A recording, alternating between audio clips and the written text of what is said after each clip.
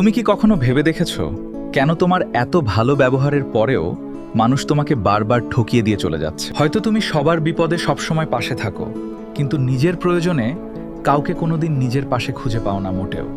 আজ আমরা এই ভিডিওতে কথা বলবো ঠিক কেন অতিরিক্ত ভালো মানুষ হলে সবাই তোমার সুযোগ নেওয়ার সাহস পেয়ে যায়। সমাজ সবসময় আমাদের শিখিয়েছে সবার সাথে ভালো ব্যবহার করো, কিন্তু কেউ শেখায়নি যে কোথায় গিয়ে আমাদের আসলে থামা দরকার। যখন তুমি কাউকে নিজের সবটা দিয়ে সাহায্য করো, তখন তারা সেটাকে তোমার দায়িত্ব ভেবে নেয় এবং ভুল করতে থাকে। ভালোবাসা আর ভালো মানুষ হওয়া এক জিনিস, কিন্তু অন্যের সব অন্যায় সহ্য করে নেওয়া মোটেও কোনো ভালো কাজ নয়।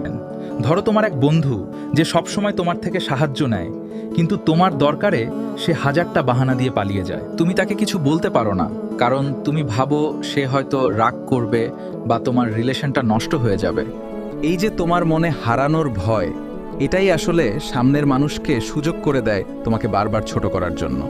সাইকোলজি বলে, যখন তুমি কাউকে কোনো লিমিট ছাড়া অ্যাক্সেস দাও, তখন তারা তোমার ভ্যালুটা একদমই বুঝতে পারে না।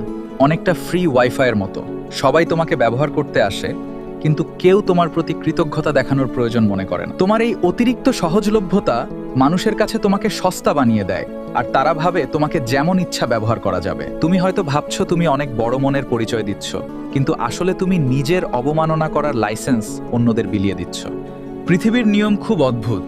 তুমি যত বেশি নরম হবে, মানুষ ঠিক তত বেশি জোরে তোমাকে পিষে দেওয়ার চেষ্টা করবে। একটা পুরনো কথা আছে যে বনের সোজা গাছটাকেই কিন্তু সবার আগে কাটা হয়, কারণ সেটা কাটা অনেক বেশি সহজ। ঠিক তেমনি তোমার সহজ সরল স্বভাব দেখে সবাই ভাবে তোমাকে ঠকানো কোনো ব্যাপার না, আর তারা সেটাই করে যায়। মানুষ তখনই তোমার রেসপেক্ট করবে যখন তারা জানবে যে তোমারও একটা পার্সোনাল স্পেস আছে, আর সেখানে সবার ঢোকা মানা। মাঝে মাঝে না বলা শিখতে হয়, কারণ সারা জীবন হ্যাঁ বলে গেলে মানুষ তোমাকে রোবট ছাড়া আর কিছুই মনে করবে না। অনেক সময় আমরা প্রিয়জনকে হারানোর ভয়ে তাদের সব অন্যায় আবদার মেনে নেই, কিন্তু এতে কি আদৌ ভালোবাসা টিকে থাকে? ভালোবাসা তখনই সুন্দর হয় যখন সেখানে মিউচুয়াল রেসপেক্ট থাকে, আর একে অপরের লিমিটেশনগুলো সবাই মন দিয়ে সম্মান করে। তুমি যদি নিজের মূল্য নিজে না বোঝো, তবে বাইরের এই নিষ্ঠুর পৃথিবী কোনোদিন তোমাকে দামি মনে করবে না ভাই। নিজের জন্য একটা স্ট্রং বাউন্ডারি তৈরি করো, যাতে মানুষ বুঝতে পারে কতটুকু পর্যন্ত তারা তোমার সাথে কথা বলতে পারবে। মানুষ কেন সুযোগ নেয় জানো? কারণ তারা জানে তুমি দিন শেষে তাদের ক্ষমা করে দেবে আর সবকিছু ভুলে যাবে। ক্ষমা করা অবশ্যই মহৎ গুণ, কিন্তু বারবার একই মানুষকে সুযোগ দেওয়া মানে নিজের বিপদ নিজে ডেকে আনা ছাড়া আর কিছু না। অনেকে বলবে তুমি বদলে গেছো বা তোমার অনেক ইগো হয়ে গেছে, কিন্তু আসলে তুমি জাস্ট নিজের সম্মান করতে শিখেছো। যারা তোমার ভালো মানুষের সুযোগ নিয়ে তোমাকে কষ্ট দিচ্ছে, তাদের জীবন থেকে ছেঁটে ফেলাটা তোমার ইমোশনাল হেলথের জন্য জরুরি। কারো জন্য নিজেকে উজাড় করে দেওয়ার আগে একটু ভাবো সে কি আসলেই তোমার এই স্যাক্রিফাইসগুলো ডিজার্ভ করে কিনা। আমাদের লাইফে ব্যালেন্স রাখাটা খুব দরকার। ঠিক যেমন চিনি বেশি হলে মিষ্টি তেতো হয়ে যায়, তেমনি অতিরিক্ত ভালোও খারাপ।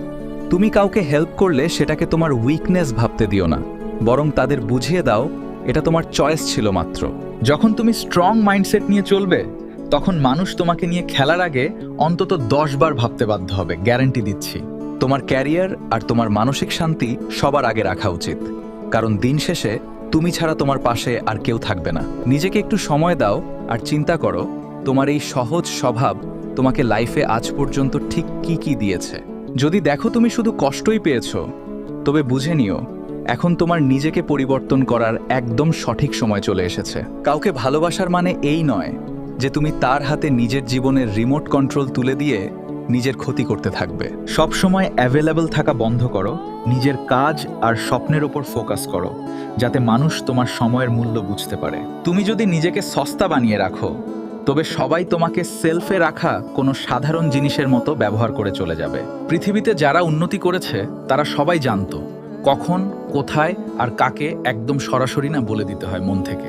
একটু রুক্ষ হওয়া মাঝে মাঝে দরকার, যাতে বাইরের ক্ষতিকর মানুষগুলো তোমার নরম হৃদয়ে সহজে আঘাত করতে না পারে। নিজের ব্যক্তিত্ব এমনভাবে তৈরি করো যাতে কেউ তোমাকে দেখে কথা বলার আগে কিছুটা হলেও রেসপেক্ট নিয়ে কথা বলে। মানুষের কথা ভাবা ভালো, কিন্তু নিজেকে শেষ করে দিয়ে পরোপকার করা কোনো বুদ্ধিমানের কাজ নয়, এটা মনে রেখো সব সময়। মনে রাখবে, যারা তোমার ভালো সময়ের সাথী, তারা সবাই কিন্তু তোমার খারাপ সময়ে তোমার হাত ধরে পাশে দাঁড়িয়ে থাকবে না। জীবনটা তোমার আর এর দায়িত্ব তোমার, তাই অন্য কাউকে তোমার খুশির চাবিকাঠি হাতে দিয়ে বসে থেকো না। আজ থেকেই নিজের ভ্যালু বুঝতে শেখো, আর দেখবে চারপাশের মানুষগুলো অটোমেটিক তোমাকে সম্মান দিতে শুরু করেছে খুব দ্রুতই। তাই নিজের লাইফ নিজের মতো করে সাজাও, আর যারা তোমার সুযোগ নিচ্ছে তাদের আজকেই বিদায় দিয়ে দাও মন থেকে। এই ভিডিওটা যদি তোমার মনের কথা বলে থাকে তবে শেয়ার করো তাদের সাথে যারা আজও নিজের ভ্যালু বুঝতে পারছে না।